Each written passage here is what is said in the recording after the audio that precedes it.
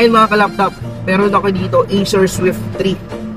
Sobrang ganda nito, Intel Core i5 12 generation, tapos 8GB 512 Ultrabook design. Naka-Intel Evo siya guys. Naka-Intel Evo, ibig sabihin certified quality laptop yan. Mga Ultrabook lang ang naka-Evo. Tapos ang maganda rito guys, may backlight yung keyboard, sobrang kinis. Premium design to. Tsaka ang isa pang maganda rito guys, yung screen resolution niya Quad HD na.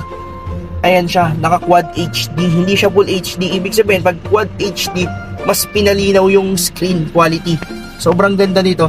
Tapos ang wifi nito, ang maganda sa wifi nito guys, naka wifi 6 na.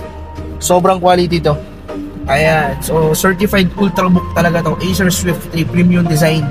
Kasi hindi naman hindi siya ordinary i5 lang. Design talaga to para sa quality laptop, premium. Ibig sabihin quality to, Acer Swift 3.